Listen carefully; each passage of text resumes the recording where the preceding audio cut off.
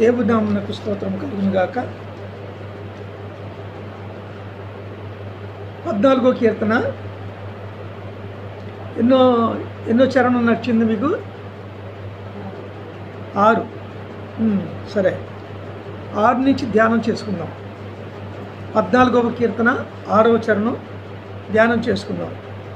బాధపడు వారి ఆలోచనను మీరు తృణీకరించుదురు, అయినను యెహోవా వారికి ఆశ్రయమై ఉన్నాడు. దేవుడు తన పరిశుద్ధ వాక్యం దీవించును గాక. బాధపడు వారి ఆలోచనను మీరు తృణీకరించుదురు, అయినను యెహోవా వారికి ఆశ్రయమై ఉన్నాడు.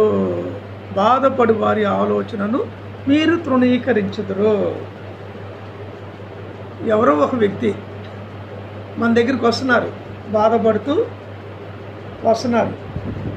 మనకి ఆ బాధలు చెప్పుకుంటే బాధలు తీరిపోతాయని కాదు, కానీ మనసు కొంచెం కుతుడి పడుద్దని మనం చెప్పుకుంటారు.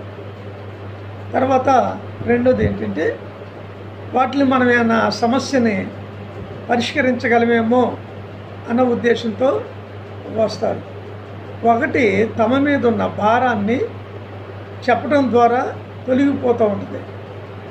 రెండోది ఏంటంటే, మనము ఏ విధంగానైనా వాళ్ళకి సహాయపడతామేమో అని చెప్పేసి తమ బాధలను మనతో చెప్పుకోవటానికి వస్తారు. వచ్చినప్పుడు ఏం చేస్తారంటే ప్రజలు, మీరు తృణీకరించుదురు.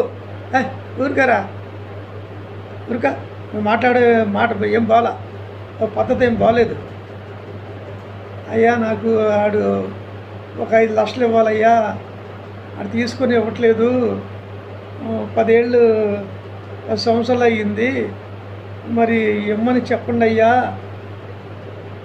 అన్నాడు అనుకోండి ఒక వ్యక్తి.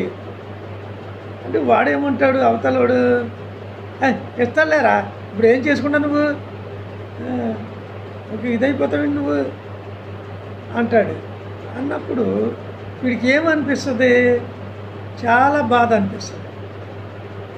ఏంటబ్బా, ఈయనేమో మన బాధ తీరుస్తాడు అనుకున్నాం, మన పక్షాన మాట్లాడతాడేమో అనుకున్నాం, మనకి న్యాయం చేస్తాడేమో అని అనుకున్నాం, కానీ ఈయన మన పక్షాన ఉండటం లేదు. పైగా మనల్ని ఏం చేస్తున్నాడు? ఈయన తృణీకరిస్తున్నాడు. నువ్వేం చేసుకుంటావు అంటాడు, ఇస్తాడులే అంటారు. ఇంకా రకరకాలుగా వాళ్ళు అంటున్నప్పుడు వీడి మనసు బాధపడతా ఉంటుంది అన్నమాట. అయితే మనకి సహాయం చేసేవాళ్ళు ఎవరైనా ఉన్నారా అంటే, అయినను యెహోవా వారికి ఆశ్రయమై ఉన్నాడు. అయినను మనుషులు తృణీకరిస్తారు,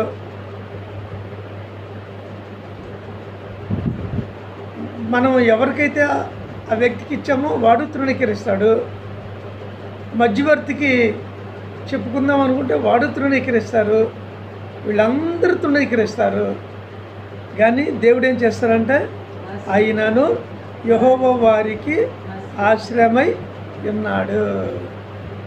చాలామంది కూడా వస్తారు మన దగ్గరికి, అయ్యా ప్రార్థన చేయండి, కోర్టుకి వెళ్తున్నాం మేము, కోర్టు కేసు, ఫైనల్ కేసు, ఇది ఫైనల్ కేసు కనుక ఫైనల్ తీర్పు అనమాట. ఇక క్రాస్ ఎగ్జామ్స్ అవన్నీ అయిపోయినాయి, ఫైనల్గా తీర్పు ఇస్తారు కనుక ప్రార్థన చేయండి అయ్యా అన్నప్పుడు సేవకుడు ఏం చేస్తాడు?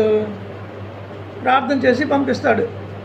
ప్రభా, వీరి యొక్క సమస్యలన్నింటినీ కూడా మీరు తొలగించు, ఈ కోర్టు కేసులో నుంచి బయటపడేటట్టు చేయి ప్రభా, లేకపోతే వీరికి రావాల్సిన డబ్బు వచ్చేటట్లు చేయి ప్రభా, లేకపోతే ఆస్తులు తిరిగి వచ్చేటట్లు చేయి ప్రభా అని ప్రార్థన చేసి పంపిస్తాడు.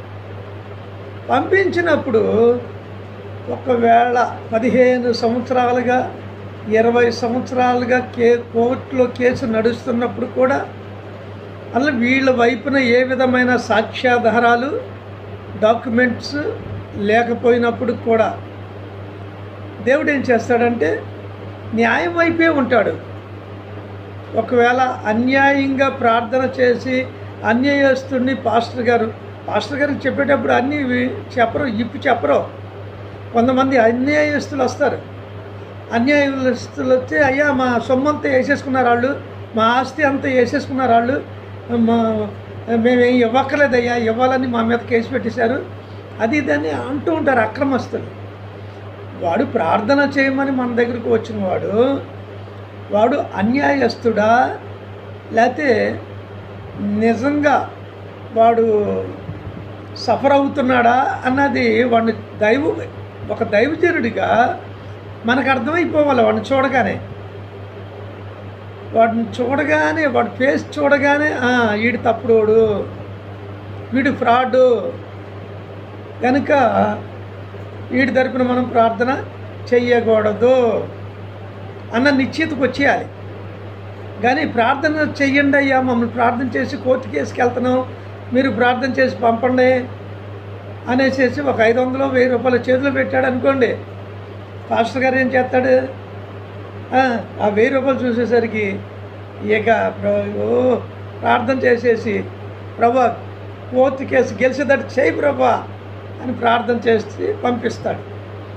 కానీ అక్కడ తీర్పు తీర్చే ఒక ఆయన ఉన్నారు. ఆయన ఎవరు? జడ్జి గారి మీద అజమాయిషీ చేసే ఆయన ఇంకొక ఆయన ఉన్నారు.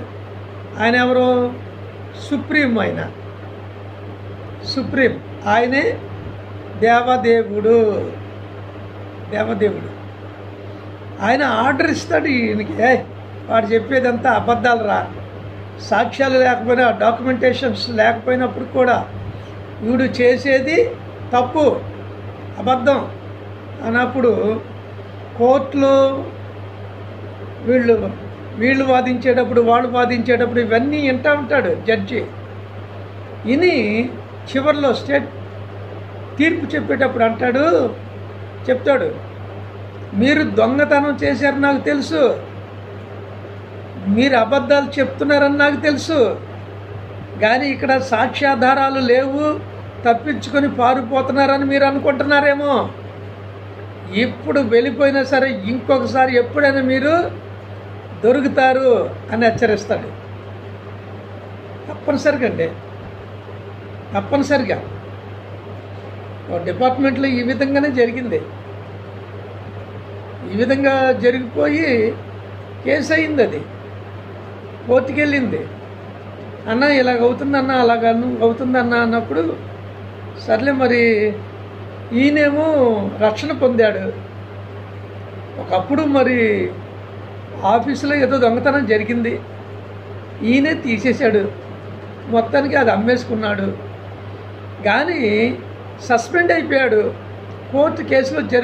కోర్టులో జరుగుతుంది కేసు. జడ్జి గారికి తెలుసు అసలు వీళ్ళు దొంగిలించారు ఈ వస్తువు, ఫలానా వస్తువు అని తెలుసు. కానీ లాయర్స్, పబ్లిక్ ప్రాసిక్యూటరు, లాయర్స్ వీళ్ళందరూ బలంగా వాదిస్తున్నారే వీళ్ళు నిర్దోషులు, వీళ్ళు దొంగతనం చేయలేదు అన్నప్పుడు ఇటువైపు నుంచి అటు 17 మంది సాక్ష్యాలు వీళ్ళు దొంగిలించుకొని ఆ వస్తువుని అమ్మేసుకున్నారు అని 17 మంది సాక్ష్యం చెప్పారు. అందులో 4 చనిపోయినప్పుడు కూడా 17 మందిలో 4 చనిపోతే 13 సాక్ష్యం చెప్తున్నారు, వీళ్ళే దొంగిలించారండి, వీళ్ళు అమ్మేసుకున్నారండి అని. కానీ నేను చెప్పాను, మీరు చేశారా లేదా అంటే, అయ్యా చేసామయ్యా. చేశారు. ఫైన్ వేస్తే డబ్బు కట్టుకుంటారా అంటే కట్టుకోలేము, కట్టుకునే స్తోమత మాకు లేదయ్యా, సస్పెండ్ అయ్యి ఉన్నాం, జీతాలు లేవు, ఇంచుమించుగా 15 సంవత్సరాలు సస్పెన్షన్లో ఉన్నారు వీళ్ళు. సరే మీరేం చేయాలంటే రక్షణ పొందాలి, దేవుని దగ్గర మీ పాపాలన్నీ ఒప్పుకోవాలి, అప్పుడే మీకు దేవుడు క్షమిస్తాడు. కానీ దీని పర్యవసానం మీ మీద ఉంటుంది, ఉండదనుకుంటున్నారేమో, తప్పనిసరిగా ఉంటుంది అని నేను చెప్పాను. అలాగే అన్న దేవుడి దగ్గర ఒప్పుకుంటాం అది ఇది అని చెప్పేసి ఫైనల్ జడ్జిమెంట్ కాకముందు వీళ్ళు రక్షణ పొందారు. అంటే ముగ్గురు నిందితుల్లో ఒక్కడే క్రైస్తవుడు, మిగిలిన వాళ్ళు ఇద్దరు హిందువులే. అయితే ఈయన రక్షణ పొందాడు, మారుమనసు పొందాడు, బాప్తిసం తీసుకున్నాడు, అంతా బాగానే ఉంది. కోర్టులో కేసు కొట్టేస్తూ జడ్జి గారు అన్నాడు, దొంగతనం మీరు చేశారని నాకు తెలుసు కానీ సరి అయిన సాక్ష్యాధారాలు కనపడటం లేదు కనుక కేసు కొట్టేస్తున్నాను, కానీ దొంగలు మీరే అన్నాడు ఆయన. దొంగలు మీరే అనేసరికి వీళ్ళు గుండెలు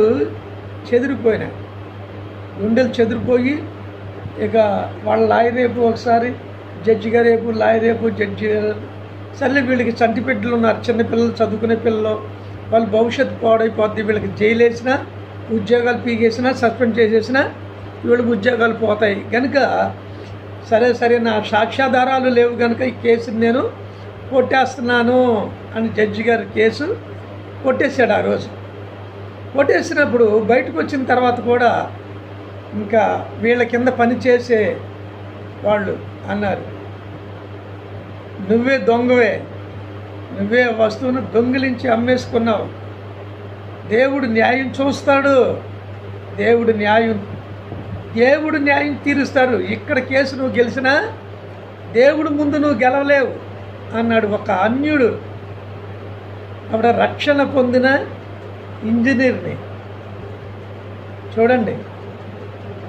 కానీ క్రిస్మస్ రోజున 24 రాత్రిపూట అంటే తన సొంత కారులో భార్య బిడ్డలతో కలిసి వస్తూ ఉన్నప్పుడు ఆగి ఉన్న ఈ ప్రొక్లైన్ని గుద్దేశారు. ఆగున్న ప్రొక్లైన్ ట్రక్కును ఏదో మొత్తానికి గుద్దేయటం జరిగింది. గుద్దేయటం అందులో అతను చనిపోవటం మొత్తం జరిగింది. 3 సంవత్సరాల లోపే అంటే మళ్ళీ తిరిగి అతనికి ఉద్యోగం ఇచ్చారు, చక్కగా ప్రమోషన్ వచ్చింది, మంచి ఉద్యోగం చేసుకుంటున్నారు, అపార్ట్మెంట్ కొనుక్కున్నారు, భార్య పిల్లలతో ఆ ఊళ్ళో అక్కడ సెటిల్ అయిపోదాం అనుకున్నారు. కానీ యాక్సిడెంట్లో రేపు క్రిస్మస్ అనగా ఈ రాత్రికి అర్ధరాత్రి కారు యాక్సిడెంట్లో ఆ ముద్దాయి చనిపోయాడు. అందుకనే చాలామంది దొంగతనం చేస్తూనే, మోసం చేస్తూనే, అబద్ధం ఆడుతూనే మేము ఎవరికి దొరకం, ఎవరిని మేము బాధించలేదు, తప్పుకుందాం, లంచాలు ఇచ్చి తప్పుకుందాం, గట్టి అడ్వకేట్స్ని పెట్టుకొని ప్లేడర్స్ని పెట్టుకొని మనం కేసు గెలవచ్చు, రికమెండేషన్స్ తీసుకెళ్ళవచ్చు, లేకపోతే జడ్జి గారికి మనం ఏదో ఒకటి ఇచ్చి మన కేసు లేకుండా, మన మీద కేసు లేకుండా చేసుకోవచ్చు అనుకుంటారు. కానీ దేవుడున్నాడు, దేవుడు చూస్తున్నాడు, దేవుడు చేస్తాడు అన్న ఇంగిత జ్ఞానం దేవుని కలిగిన మనుషులకి లేదు, అన్యులకి ఎలాగో ఉండదు. వాళ్ళు ఉదయం లేచిన దగ్గర నుండి పడుకునే వరకు కూడా అన్ని మోసాలు దగాలు అన్నీ చేస్తూనే ఉంటారు వాళ్ళు.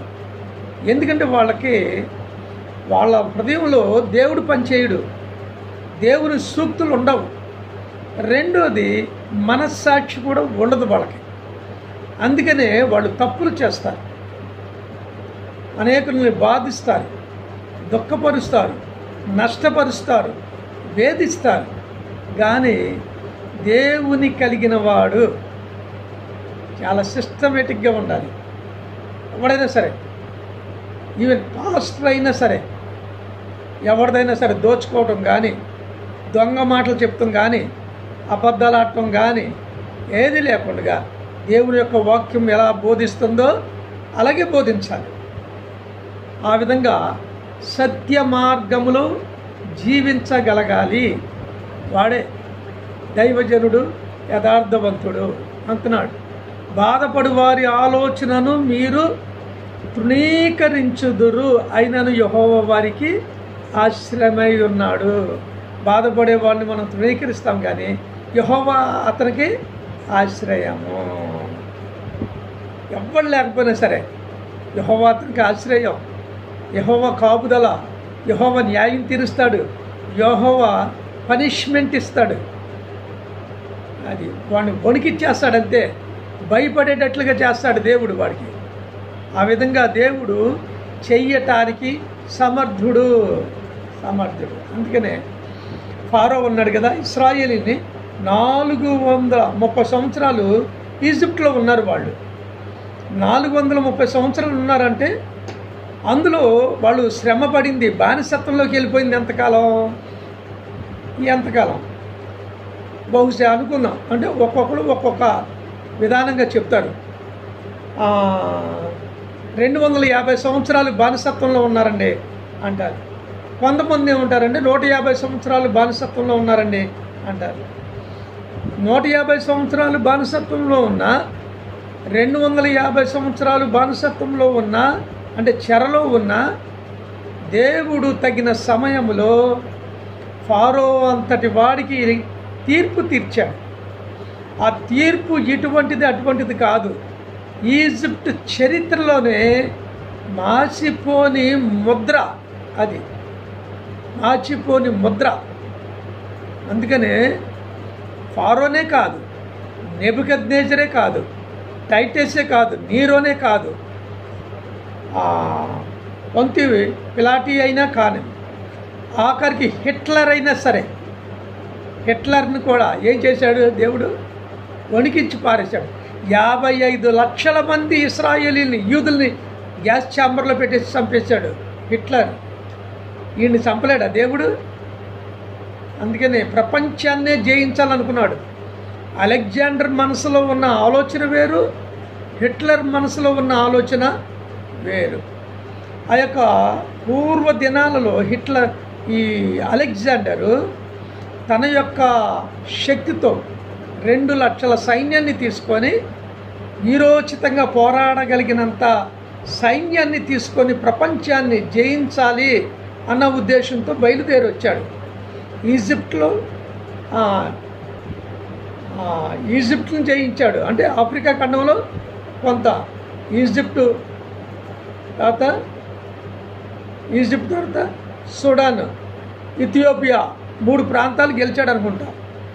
తర్వాత ఇంకా ఈజిప్ట్ మొత్తం గెలవలేదు ఆయన. అంటే ఈజిప్ట్ కాదు, ఆఫ్రికా మొత్తం ఖండం మొత్తం గెలవలేదు, కానీ ఈ 3 సుడాను, ఈజిప్టు, ఇథియోపియా 3 ప్రాంతాలు గెలిచాడు.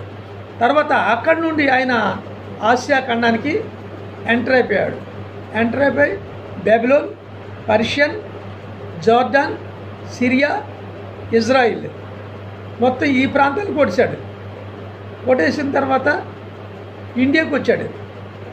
పోరస్ మీద యుద్ధం చేసేటప్పుడు కాస్పెండర్ గాయపడ్డాడు. బాణం వచ్చేసి ఈ కాలు ఉంది కదా, కాలు కాపు ఉంటుంది కదా, కాపులో దిగిపోయింది బాణం. వెంటనే కాస్పెండర్ తీసుకొని వెనక్కి తిరిగి వెళ్ళిపోయారు.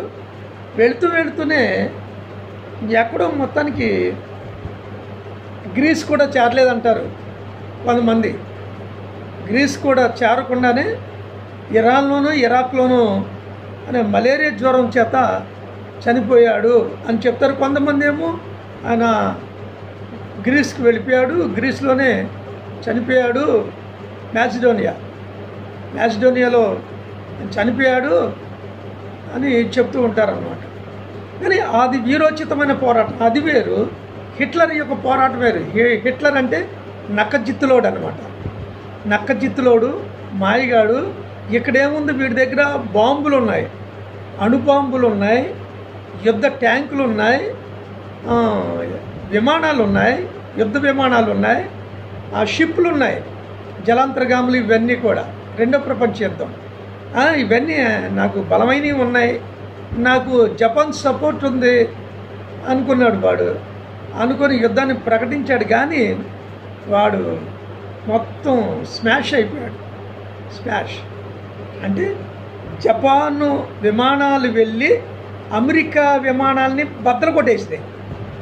24 గంటల్లోనే మరలా ఆ విమానాల్ని రిపేర్ చేసుకొని మళ్ళీ అమెరికా విమానాలు బాంబుల్ని నింపుకొని మళ్ళీ తిరిగి యుద్ధంలో ప్రవేశించినాయి. ఆ విధంగా అసలు ఎంత భయంకరమైన యుద్ధం. ఆ యుద్ధంలో నేనే గెలుస్తాను, ప్రపంచానికి నా చరిత్ర చిరస్థాయిగా నిలబడిపోద్ది అనుకున్నాడు. కానీ హిట్లరు దేవుడు జరగనివ్వల. అందుకనే అన్యాయస్తులు ఎప్పుడు కూడా న్యాయాన్ని గెలవలేదు, అన్యాయం న్యాయాన్ని గెలవలేదు. సత్యమేవ జయతే అంటాం కదా మనం. ఎప్పటికైనా సరే సత్యమే గెలుస్తుంది అన్నదన్నమాట. అది మాత్రం నిజమే. అందుచేత పేదవాడు, బాధపడేవాడు, ఇంకోటి ఏమంటారు, సఫర్ అయ్యేవాడిని ఏమంటారు తెలుగులో, బాధితుడు ఎప్పుడు కూడా దేవుడి మీద ఆనుకొని ఉండాలి. బాధపడు వారి ఆలోచనను మీరు తృణీకరించుదురు, అయినను యెహోవా వారికి ఆశ్రయమై ఉన్నాడు. హిట్లర్ గురించి మిగిలిన యూదులు ఎంత ప్రార్థన చేసుంటారో. 55 లక్షల మంది యూదులను చంపేశాడు అంటే ఒక విధంగా చెప్పాలంటే ఒక దేశ జనాభాది 55 లక్షలు. ఈవేళ ఇజ్రాయెల్ జనాభా 87,86,333. అంత జనాభాని చంపేశాడు హిట్లర్. కానీ ఈ రెండో ప్రపంచ యుద్ధంలో హిట్లరే ఒక్క సావు చచ్చిపోయాడు.